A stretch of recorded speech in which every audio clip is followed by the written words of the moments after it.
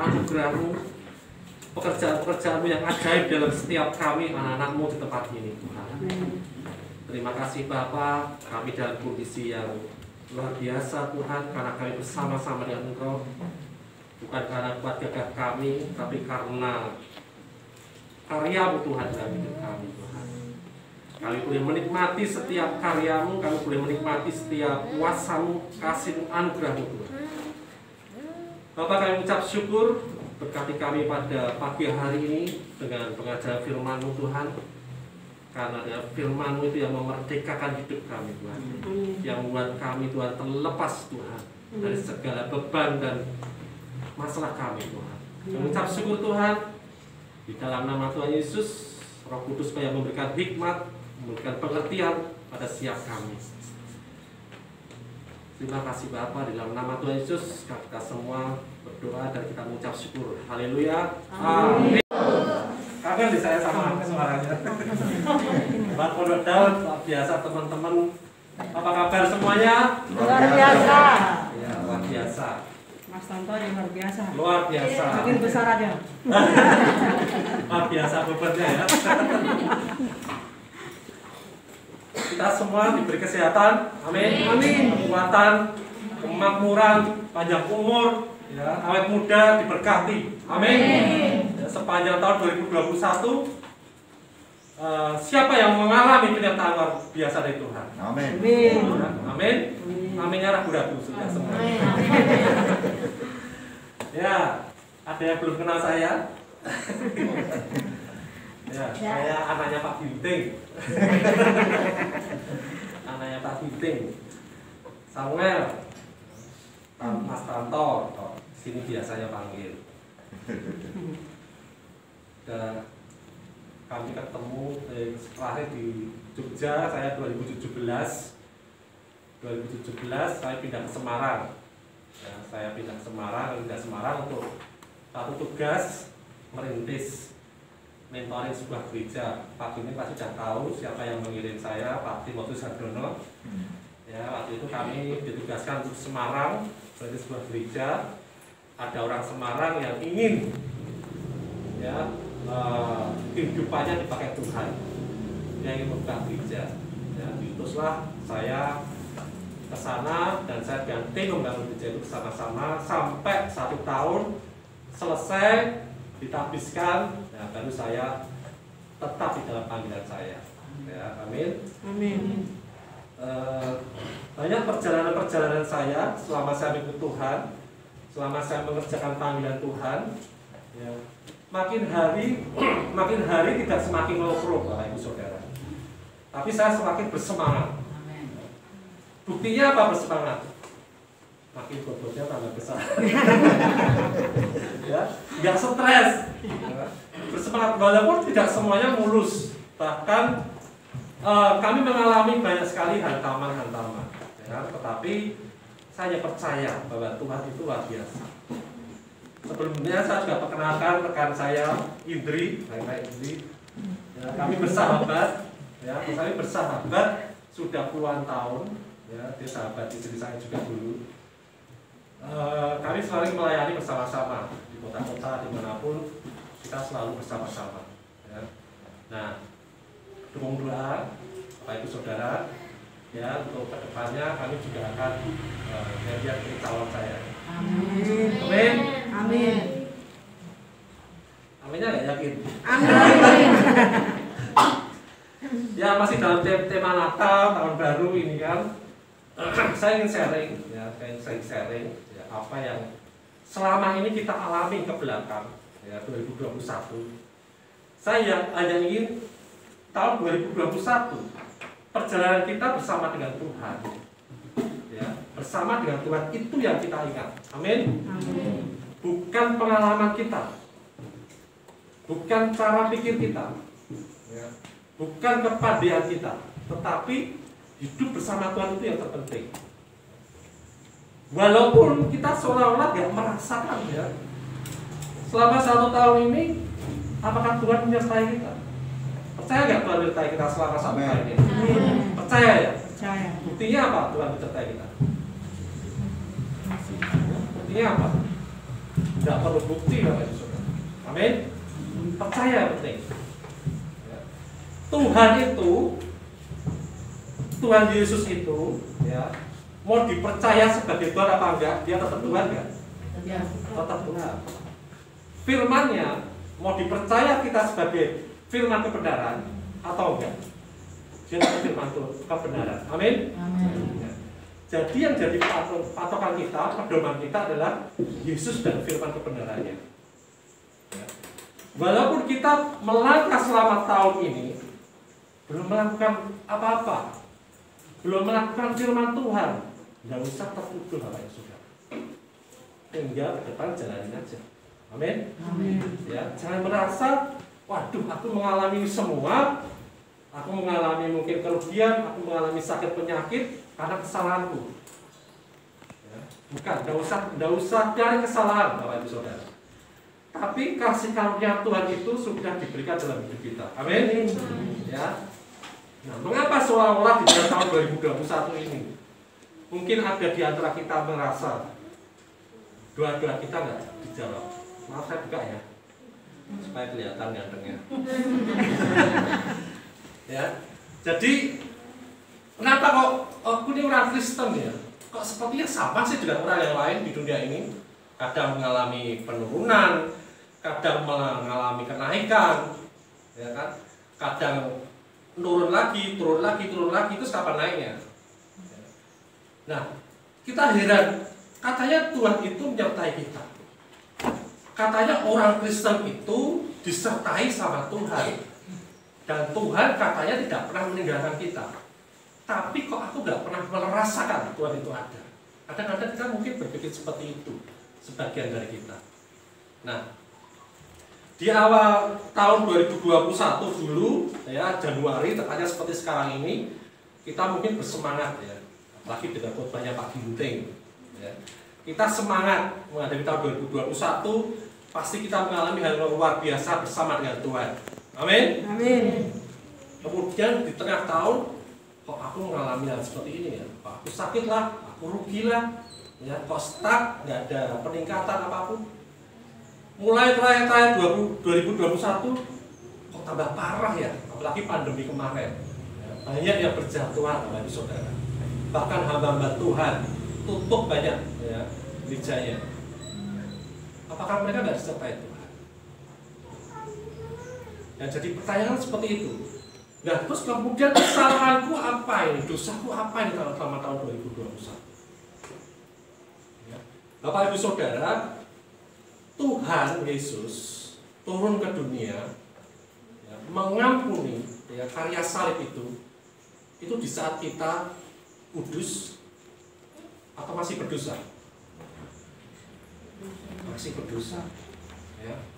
Masih berdosa, kita sudah diampuni, kita sudah dibenarkan ya, kita sudah dikuduskan ya. Jadi tahun 2021 ketika kita mengalami hal-hal segala sesuatu yang enggak nyaman dalam hidup kita, tidak usah merasa tertuduh Bapak Ibu Saudara. Ya, tidak usah merasa bersalah, cari-cari dosaku apa, kesalahanku apa. Tinggal kembali lagi. Kembali aja sama firman Tuhan, kembali aja sama Tuhan, ya. Berhubungan karib lagi dengan Tuhan. Amin. Amin. Ya. Nah, saya mau masuk tema pada pagi hari ini yang biasa kita tahu, ya kita semua tahu, orang Kristen pasti tahulah, yaitu Immanuel. Siapa yang ngerti Immanuel? Immanuel itu apa artinya? Tuhan beserta kita. Ayatnya mana? Kita buka Matius 1 ayat 23. Matius 1 ayat 23. Ya, kita baca. Sesungguhnya anak dari itu akan mengandung dan melahirkan seorang anak laki-laki, dan mereka akan menamakan dia Immanuel, ya, yang berarti Allah menyertai kita. Amin. Percaya dengan firman ini? Amin. Percaya dulu yang penting. Ya. Pengertiannya nanti. Sudah dikasih arti. Ya, Immanuel Allah serta kita. Pengertiannya apa? Bentuknya seperti apa? Kok seolah-olah selama ini kok nggak pernah ya ikut disertai oleh Tuhan. Dalam perjalanan katanya kita dipimpin oleh malaikat Tuhan, disertai malaikat Tuhan. Pernah lihat nggak malaikat Tuhan dalam perjalanan kita? Nggak perlu lihat, Bapak Ibu Saudara. Orang Kristen hidup bukan karena melihat, tetapi karena percaya, karena iman. Ya.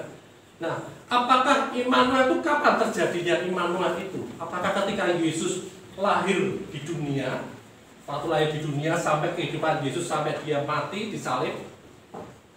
Apakah itu Immanuel? Kalau itu Immanuel, terus sekarang apa namanya? Nah, kehidupan Yesus ketika dia datang di dunia sampai dia mati, ya, itu gambaran dari Immanuel itu sendiri. Tapi bukan Immanuel yang sejati. Ya. Gambaran kalau kita disertai Yesus, yang kita lihat apa? Perbuatan Yesus atau perbuatan kita? Perbuatan Yesus. Ya. Ketika Yesus ada di dunia, dia lahir, ya, dia hidup sebagai anak yang baik, yang berbakti kepada orang tua. Dia makin dewasa lagi. Dia mengerti firman Tuhan. Ya, dia mengerti firman Tuhan. Bapak Ibu Saudara, masa kita anak-anak atau anak-anak kita, seberapa banyak mereka mengerti firman Tuhan? Seberapa banyak mereka ini, kita semua memperhatikan firman Tuhan?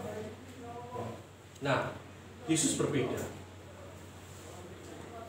Kemudian selama dia dewasa, ya kan, dia dibaptis, percaya dengan Bapaknya, kemudian melakukan kehendak Bapaknya.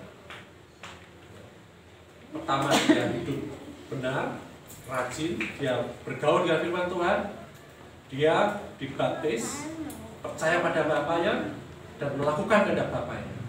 Di dalam melakukan kehendak Bapaknya, dia melakukan banyak kuasa mujizat. Amin. Amin. Banyak sekali yang diperbuat Yesus yang mungkin juga tidak tercatat di dalam Alkitab.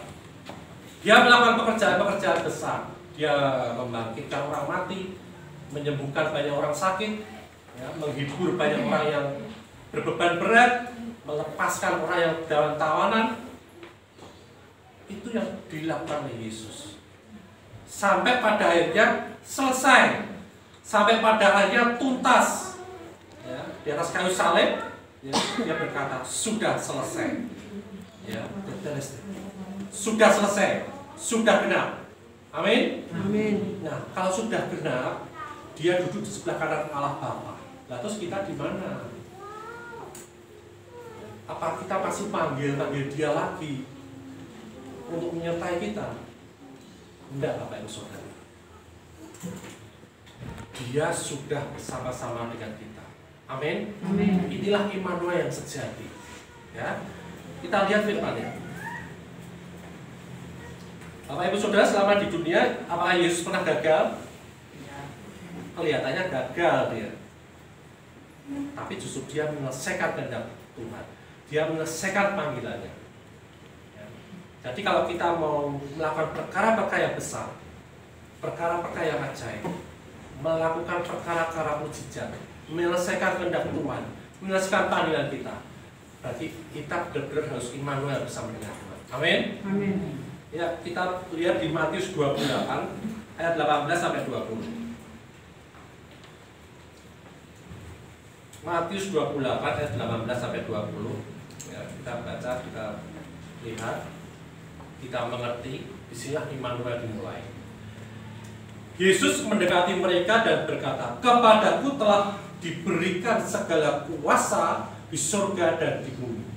Karena itu, pergilah, jadikanlah semua bangsa muridku, dan baptislah mereka dalam nama Bapa dan Anak dan Roh Kudus. Dan ajarlah mereka melakukan segala sesuatu yang telah kuperintahkan kepadamu, dan ketahuilah, aku menyertai kamu senantiasa sampai kepada akhir zaman." Amin. Sinilah Immanuel. Aku menyertai kamu senantiasa. Sampai kapan? Sampai akhir zaman.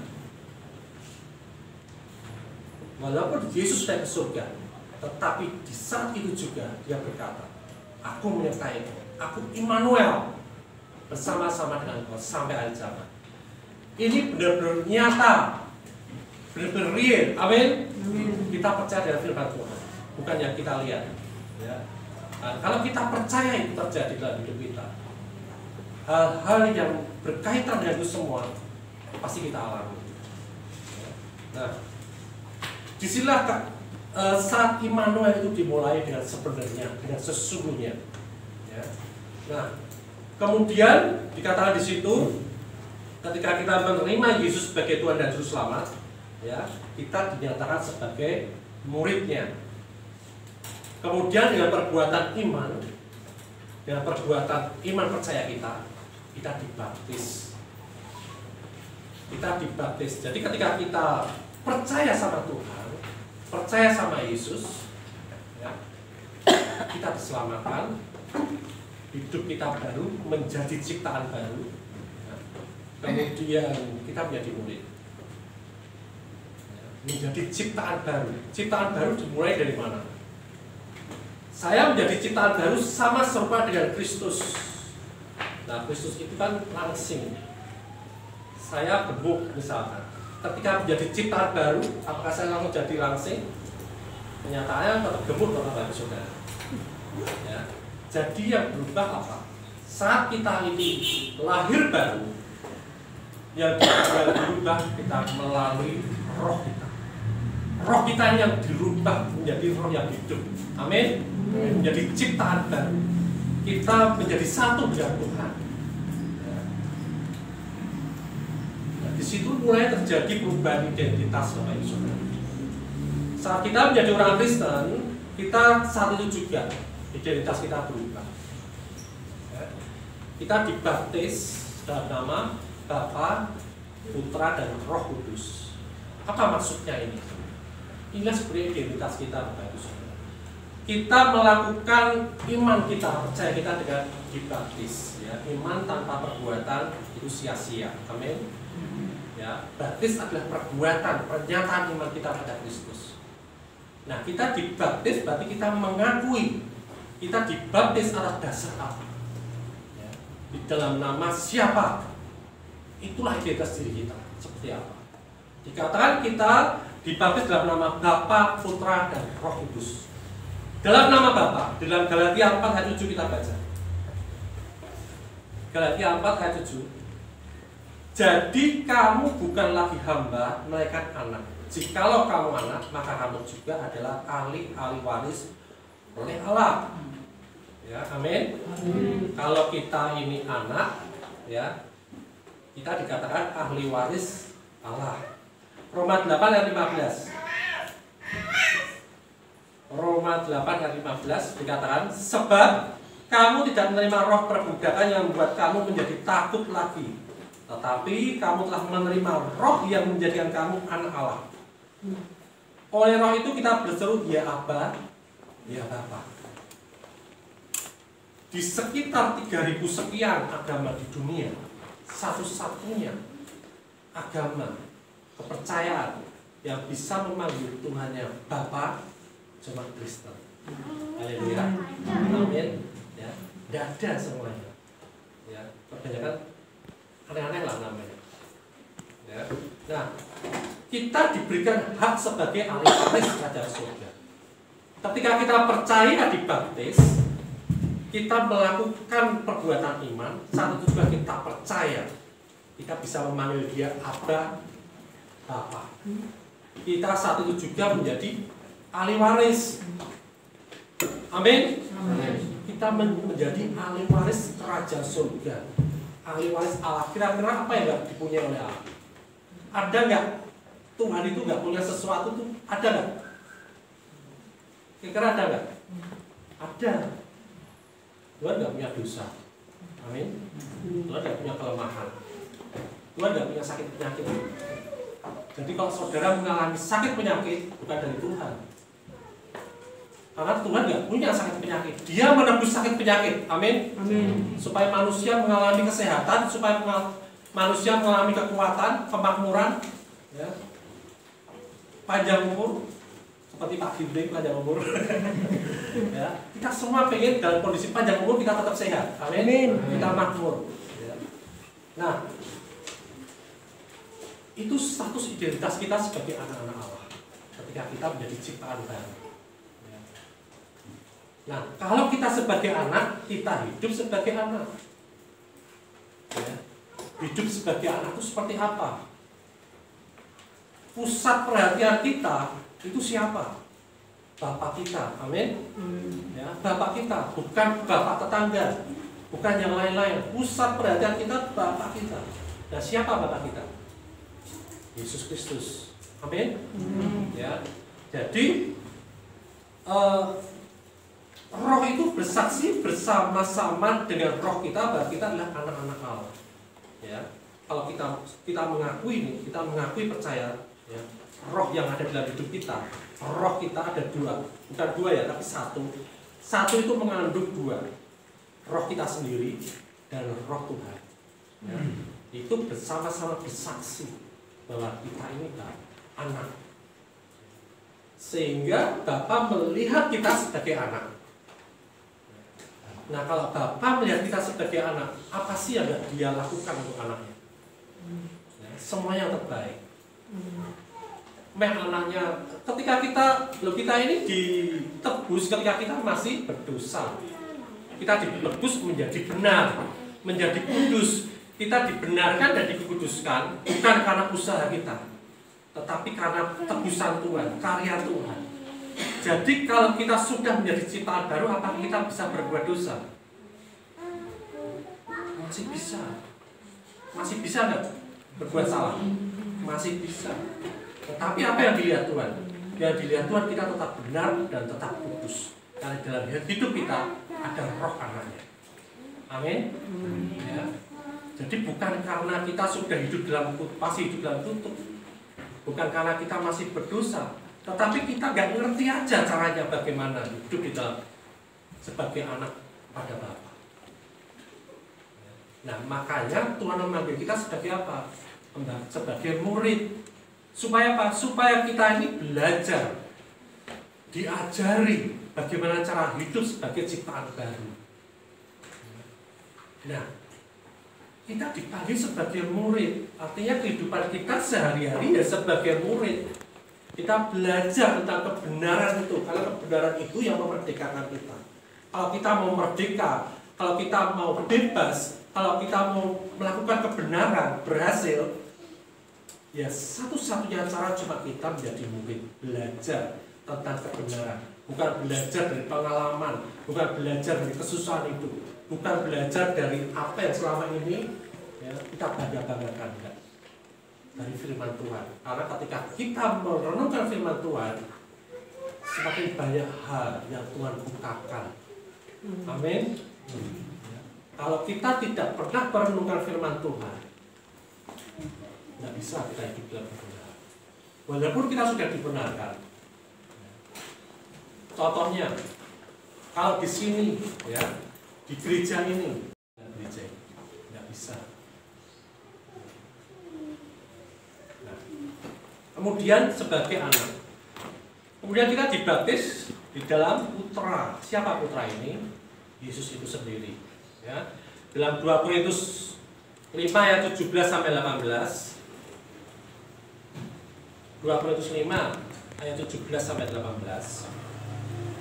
Jadi siapa yang ada di dalam Kristus dia adalah ciptaan baru. Ya, tadi sudah ciptaan baru. Yang lama sudah berlalu, jangan diungkit-ungkit lagi, jangan diingat-ingat lagi. Sesungguhnya yang baru sudah datang.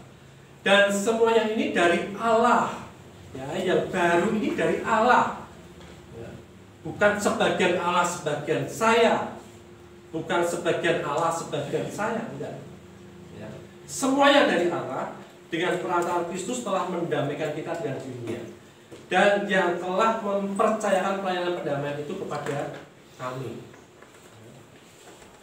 Jadi kalau kita menjadi ciptaan baru, itu semuanya dari Allah. Menjadi ciptaan baru, bukan setengah baru, ya, bukan KW Bapak Ibu Saudara, ya, tetapi kita benar-benar baru, ya. semuanya dari Allah. Nah, di dalam Matius 26 dikatakan Yesus mendekati mereka dan berkata, ya di ayat tadi, kepadaku telah diberikan segala kuasa di surga dan di bumi. Jadi kalau kita dibaptis di dalam roh kita dan roh Yesus, kalau Yesus dikasih kuasa di surga dan di bumi, berarti kita juga punya kuasa itu enggak? Halo? Kita punya kuasa Yesus enggak? Punya. Ya. Mau kita sadari, mau enggak kita sadari, mau kita percaya enggak? Kalau kita sudah ciptaan baru, Yesus adalah hidup kita. Dia punya kuasa. Dia punya kuasa, kita juga punya kuasa. Nah, bahkan dikatakan dalam Yohanes 14 ayat 12 dan 14. Ini supaya kita bisa mengerti kuasanya seperti apa, mengapa sih kok kita punya kuasa. Ya. Yohanes 14 ayat 12 sampai 14. Aku berkata kepadamu, ya, sesungguhnya barang siapa percaya kepadaku, ia akan melakukan juga pekerjaan-pekerjaan yang aku lakukan, bahkan pekerjaan-pekerjaan yang lebih besar daripada itu, sebab aku pergi kepada Bapa. Bapak Ibu Saudara percaya kepada Tuhan Yesus? Percaya enggak? Kalau Bapak Ibu Saudara, kita semua percaya ya pada Tuhan Yesus, Dia berkata seperti ini. Engkau akan melakukan pekerjaan-pekerjaan yang aku lakukan. Bapak Ibu Saudara, tadi di awal Yesus melakukan apa aja di bumi? Dia melakukan mukjizat. Amin. Banyak sekali kuasanya. Ya. Dia menyelesaikan panggilannya. Dia menghibur banyak orang. Dia melepaskan tawanan. Ya. Dan dia berkata, engkau melakukan pekerjaan-pekerjaan yang aku lakukan, bahkan pekerjaan-pekerjaan yang lebih besar daripada itu. Amin. Berarti Bapak Ibu Saudara bisa nggak menyembuhkan orang sakit? Bisa nggak? Kalau kita sakit, bisa nggak kita? Masih bisa sakit kalau kita ini. Ya, tetapi kita punya kuasa. Amin. Jadi jangan doa terus, memohon terus sama Tuhan. Tuhan sembuhkan aku. Tuhan suruh kita melihat, berkata kepada gunung. Bukan minta Tuhan pindah gunung ini, Tuhan. Enggak seperti itu. Tuhan enggak pernah ngomong seperti itu. Amin. Kita berkata pada masalah kita, pada gunung itu. Berkata, engkau pergi, engkau sembuh, engkau bangkit, engkau kuat, aku diberkati, aku makmur. Amin. Kita punya otoritas itu, kita punya kuasa di situ. Itu identitas kita masalahnya. Seperti kita punya motor, punya mobil, di situ yang tertera di situ kalau identitas kita. Ya, sesuai dengan identitas kita. Kita boleh kan pakai motor itu. Mau sampai kapanpun, kita mau gimana pun motor kita boleh pakai. Nah, itu identitas kita seperti itu. Ya. Nah,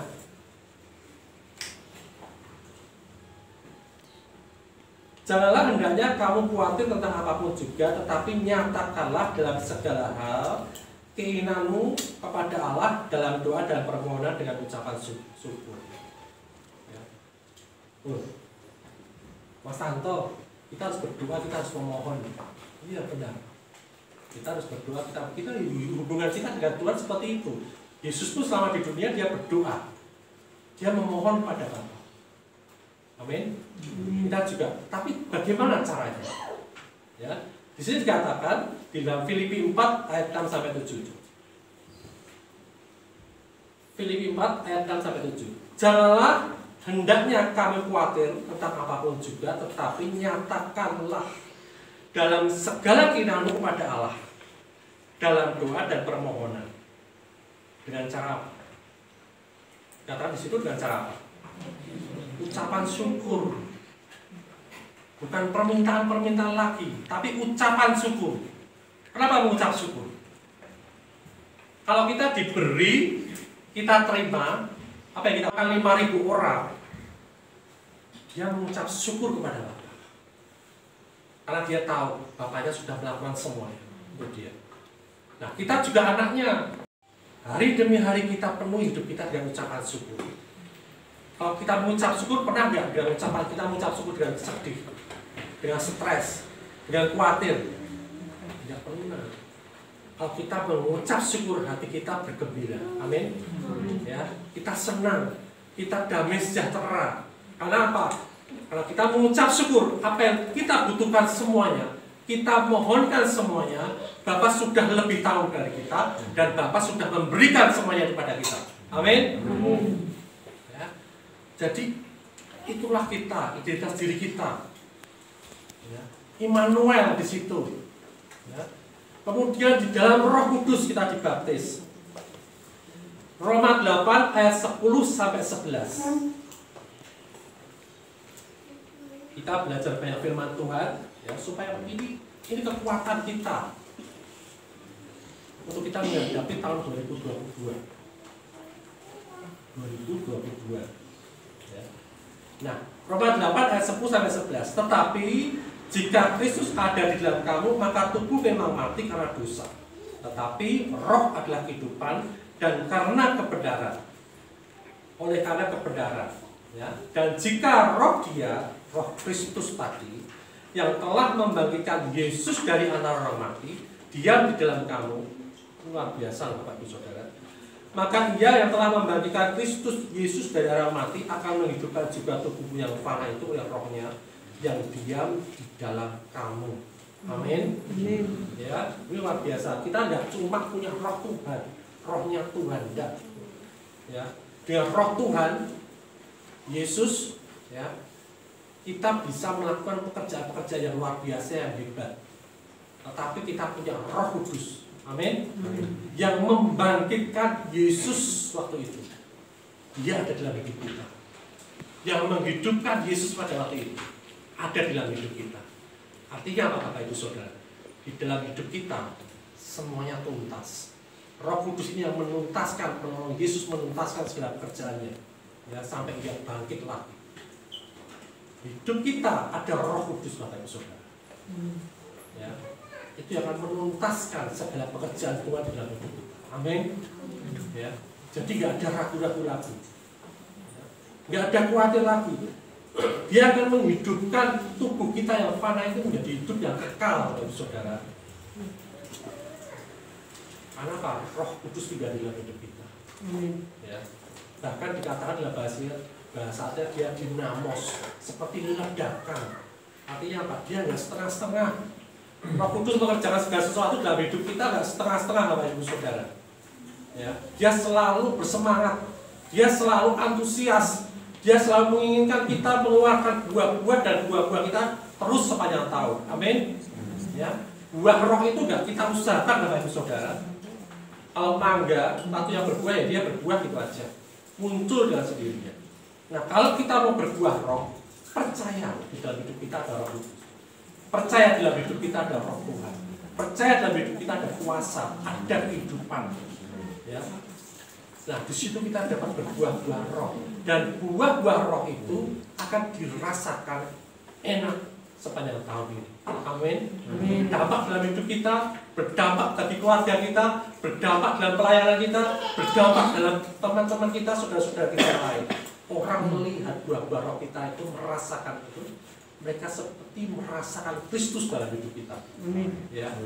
Dan ketika mereka merasakan Kristus dalam hidup kita, mereka menyaksikan Kristus dalam hidup kita, mereka percaya juga, dia pasti. Amin. Saya sedikit bersaksi. Saya punya saudara, umurnya sudah 125 tahun, Bapak Ibu Saudara. Sekarang masih hidup, masih. Ya, dia dulu pernah jadi mendagri di Indonesia tahun 80-an. Nah, dia dikenal sebagai bukan dukun, bukan paranormal. Nggak tahu apa itu. Tapi banyak pejabat datang pada dia minta segala sesuatu. Ya, bayangin aja, dia bisa hidup 125 tahun seperti usia 60 tahun, 50 tahun. Banyak susuk di dalamnya, semuanya susuk semua. Ya. Benda-benda segala sesuatu yang dia bilang ini punya tuah, semuanya ada semua mereka. Ya. Pejabat-pejabat negara banyak datang ke dia. Ya. Tetapi ketika saya datang ke tempat dia, saya Idri, ya, dia berkata yang boleh pegang barang-barangnya dia cuma saya. Tapi efeknya apa setelah saya pegang? Sekarang kuasa-kuasa itu hilang. Dia akan tanya pada kakak saya, Samuel itu ngomongannya sopo? Samuel itu ngomongannya sopo sih ngomong Samuel? Sampai sekarang dia pasti penasaran. Dan saya selalu jawab, saya punya Roh Kudus, saya punya Yesus. Tapi orang Kristen, jemaat-jemaat pendeta lihat juga banyak, mereka juga ngomong gitu, tapi ya sama seperti kamu. Sampai sekarang dia penasaran. Nah, terus bedanya apa? Saya, Bapak Ibu Saudara yang lain bedanya apa? Sama sebenarnya. Yang jadi masalah adalah ketika kita membuka hati kita untuk Tuhan bekerja. Caranya apa? Percaya, mengenal firman-Nya, dan percaya itu yang mengubah akal budi kita. Dulu saya memang kalau mau ini pusaka, mau saya tahirkan, saya harus rapi, gak macam dengan pacaran dengan dua-dua yang belakang. Nah kadang-kadang kayak bagus jual puasa. Bukan itu semua tidak benar ya. Tapi kalau gambaran kita sudah makin hari makin diperbarui, kita tahu gelap dan terang tidak bisa bersatu. Segala sesuatu yang dipegang oleh kita itu menjadi kudus. Ya. Tidak ada yang tahan dengan kuasa Tuhan. Ya. Enak saja kita percaya. Bahkan Tuhan berkata, racun mampu tidak dapat membunuh kamu. Ya. Jadi kalau kita punya percaya itu udah otomatis seperti buah muncul gitu ya, Bapak Ibu Saudara. Ya. Satu lagi kesaksian, masih ada waktu ya Pak Ibu. Saya waktu di Semarang, saya ada satu orang dokter, dia kaya, dia punya tanah 1 hektar. Punya tanah 1 hektar, dia panggil saya untuk saya kelola. Motivasinya apa? Saya tanya dulu. Tanahku yang terbaik ini mau saya persembahkan pada Tuhan, dia bilang seperti itu. Nah, karena saya punya panggilan Bapak Ibu Saudara, saya punya panggilan melakukan panggilan Tuhan, pekerjaan Tuhan cuma di area farming seperti itu. Akhirnya oke, saya kerjakan kalau memang ini untuk Tuhan. Saya nggak dibayar. Dari itu hutan, dari itu semak belukar, saya buka semuanya, ya, nggak ada listrik, nggak ada air. Saya lakukan semua step by step dengan pertolongan Tuhan sampai akhirnya terang. Orang-orang kampung senang datang ke situ, ya. Dan tadinya orang kampung nggak mau datang ke situ karena yang pemiliknya ini mereka cerita ada aneh gitu loh. Selain itu juga dari situ memang orang nggak berani datang ke situ. Ya, kalau jenenge Mbah Sopo gitu tuh, itu yang senantiasa orang bangun tanah, bangun apa, jalan aja nggak pernah jalan itu awet. Dalam waktu 2-3 bulan udah rusak. Jadi sepertinya nggak boleh ada yang lewat di situ. Ya, tapi saya dengan kuasa Tuhan, saya lakukan.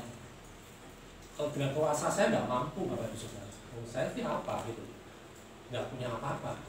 Tapi saya percaya kalau Tuhan, saya bicara dalam panggilan Tuhan, pasti Tuhan mampukan. Akhirnya kata saya buka sampai ada farming, ada pohon buah-buahan. Saya waktu pelayanan di Kudus diberi cuma-cuma 100 hampir 200 pohon buah. Ya, cuma-cuma itu, kemudian ayam, ternak ayam, entok, ikan. Saya bangun di situ sampai ada gereja juga. Itu udah kesepakatan kita. Nanti pasar di situ bangun gereja ya. Sampai orang kampung itu juga ada yang mau bergereja di situ. Terus kemudian retreat, beberapa kali kita ada juga acara retreat di situ. Ya.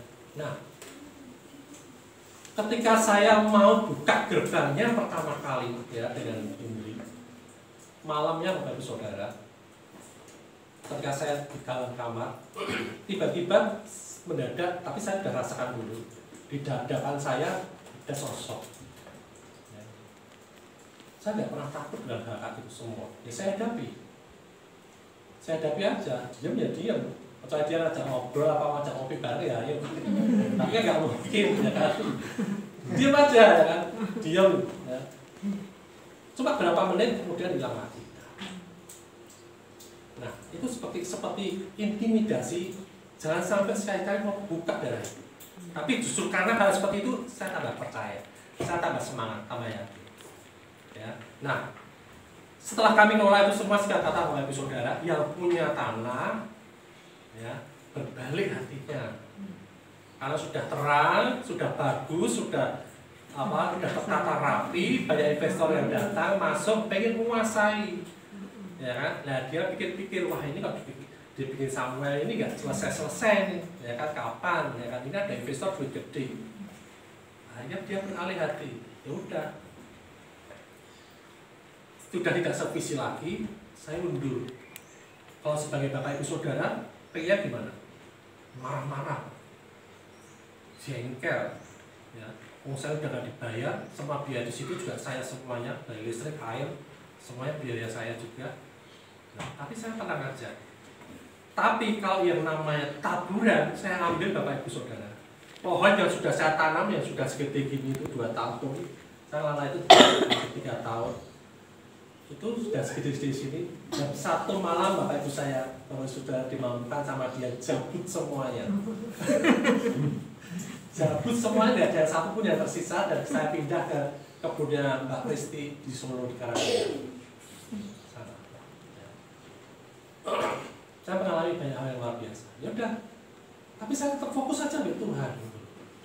Bahkan saya bersyukur Tuhan, terima kasih Tuhan akan memberikan aku yang lebih luar biasa lagi. Ya. Perjalanan kami, kemudian kami seperti apa ya? Setelah itu kami tinggalkan itu tempat, saya sama dia itu seperti dijamu sama Tuhan, masuk di dalam kebahagiaan terus gitu. Tapi ya tetap kita melayani gitu. Tapi semua fasilitas ada semua gitu. Sampai akhirnya kita tetap sukacita, sampai akhirnya sekarang Bapak Ibu Saudara, di depan kami ada 3 bidang tanah yang harus kami kerjakan. Satu aja belum kelar, satu ada 7 hektar, ada 3 hektar. Terus mau ditambahnya apa, Bapak Ibu Saudara? Tapi kami sudah punya visi dari Tuhan, apa yang mau kita kerjakan. Jadi kita nggak bingung, step by step, pasti Tuhan lakukan. Panggilan Tuhan itu selesai. Rencana Tuhan itu tidak pernah berubah, Bapak Ibu Saudara, dalam hidup kita. Amin. Ya, rencana Tuhan tidak pernah berubah. Kita cukup kembali lagi pada tracknya Tuhan. Cukup kembali lagi pada tracknya Tuhan, sehingga apa? Immanuel ini benar-benar terjadi dalam hidup kita. Ya, yang terakhir ya, Yohanes 17 ayat 3.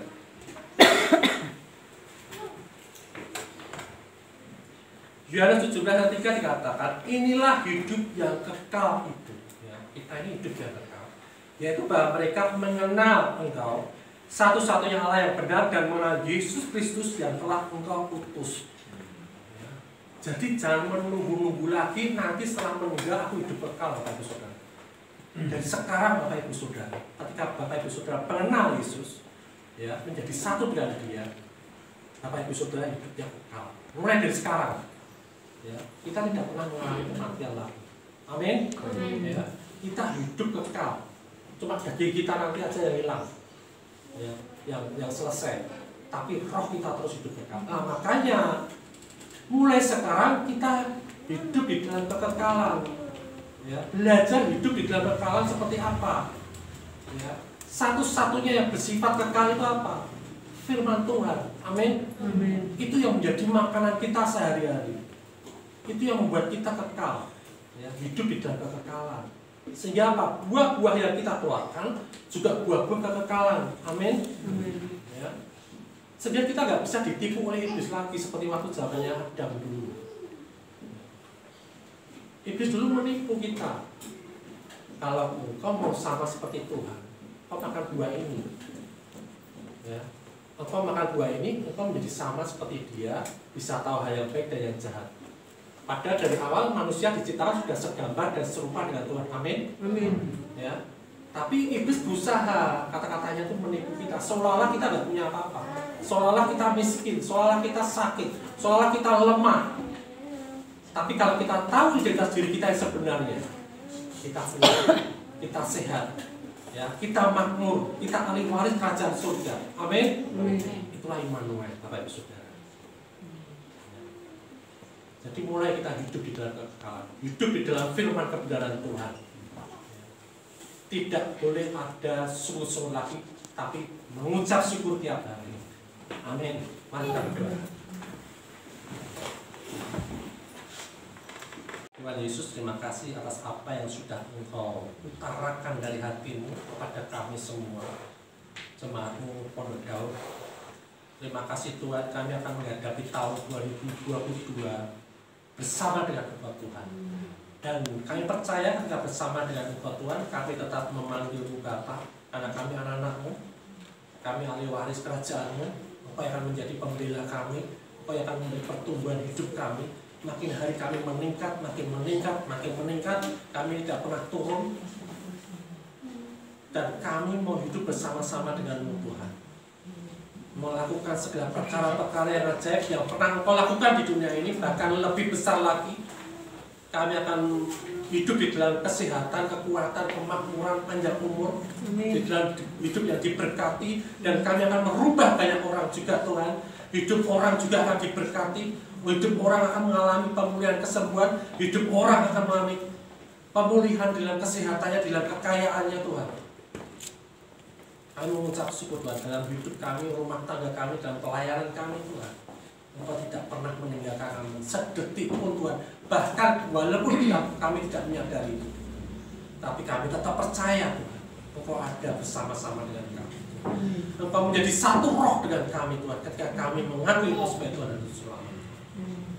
Tidak ada satupun di dunia ini Tuhan, maut sekalipun Tuhan, berkuasa atas hidup kami.